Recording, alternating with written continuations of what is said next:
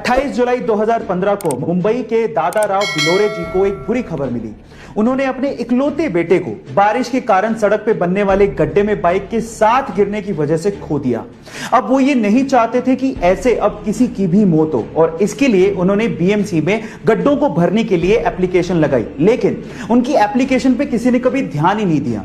तब उन्होंने डिसाइड किया कि वो खुद इन गड्ढों को भरेंगे और उसके बाद से उन्होंने गड्ढों को भरना शुरू किया और प्रण लिया कि वो इंडिया को गड्ढा मुक्त बनाएंगे। और तब से लेके आज तक वो 550 से भी ज्यादा गड्ढों को भर चुके हैं और उन्होंने इसके लिए एक एप्लीकेशन भी लॉन्च किया है ताकि लोग उस पर शिकायत दर्ज कर सकें और वो गड्ढों को भर सकें। गाइस, दादा राव बिलोरे जी के इस कार्य को मैं सलाम करता हूं। मुंबई के एक अस्पताल में तीरा कामत नाम की एक 5 साल की छोटी सी बच्ची जिंदगी और मौत से जंग लड़ रही है। उस बच्ची को SMA टाइप 1 बीमारी है जिसके चलते उसका इलाज चल रहा है, लेकिन हैरानी की बात यह है कि उस बीमारी के चलते जो उसे इंजेक्शन लगने वाला है उस एक इंजेक्शन की कीमत 16 करोड़ रुपए है।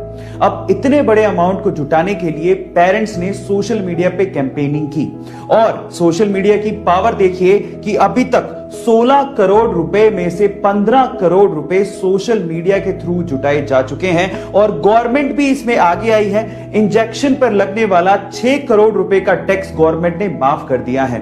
अब गाइस, उस बच्ची को आपकी दुआओं की जरूरत है। इस वीडियो को शेयर करें और उस बच्ची की सलामती की दुआ करें। Thank you so much. Share the video and save the child.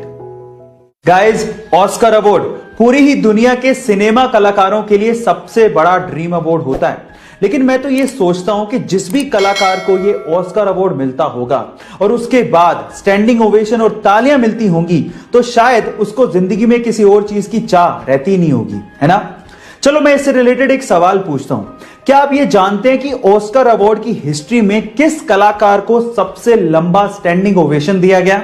तो चलिए मैं आपको इसका जवाब देता हूं। वो कलाकार थे चार्ली चैपलिन, जिन्हें 12 मिनट के लिए स्टैंडिंग ओवेशन दिया गया और स्टैंडिंग ओवेशन के बाद वो काफी ज्यादा इमोशनल भी हो गए थे। हार्ड वर्क की बदौलत अपने आलोचकों को जवाब कैसे दिया जाता है ये आप टीम इंडिया के KL राहुल से सीख सकते हैं। कुछ दिनों पहले तक लोग उसके टीम में होने पर सवालिया निशान लगाया करते थे, कहा करते थे कि वो कोहली का दोस्त है, सिर्फ इस वजह से टीम में बना हुआ है।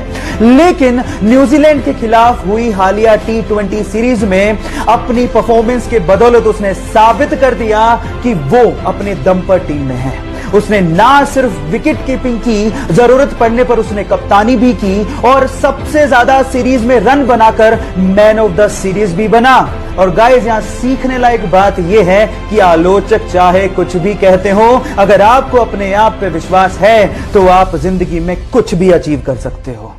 इंडिया के जोधपुर सिटी में रहने वाले इस कपल ने बहुत सारे बिजनेस ट्राई किए लेकिन सब में असफल रहे। वो कुछ क्रिएटिव करना चाहते थे लेकिन कुछ दिमाग में नहीं आ रहा था। एक दिन उनको कबाड़ में पड़ा हुआ एक टिन का डब्बा मिला। उन्होंने सोचा कि क्यों ना इसी को रिसाइकिल किया जाए और फाइनली उन्होंने उसी टिन के डब्बे को एक खूबसूरत बैठने वाले स्टूल में कन्वर्ट कर डाला।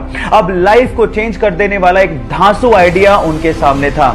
जिस चीज को लोग वेस्ट समझते थे उसी को ही उन्होंने क्रिएटिव प्रोडक्ट में बदलना शुरू कर दिया था।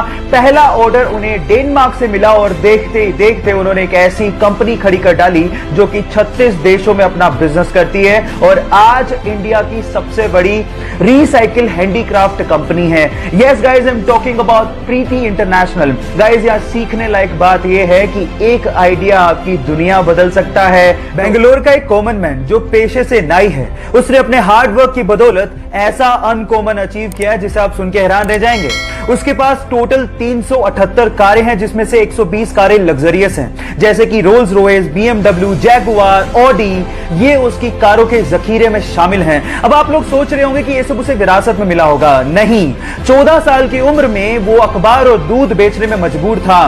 पापा के नाई के बिजनेस को वो आगे बढ़ा रहा था लेकिन वो लाइफ में कुछ बड़ा अचीव करना चाहता था। फाइनली उसने रेंटल कार का बिजनेस शुरू किया और देखते ही देखते वो बेंगलोर में सबसे बड़ा रेंटल कार बिजनेस बन गया। Yes guys, I'm talking about Ramesh बाबू। यहां सीखने लायक बात यह है कि अगर आप हार्ड वर्क और अपने आप पे बिलीव रखते हो तो लाइफ में कुछ भी अचीव कर सकते हो।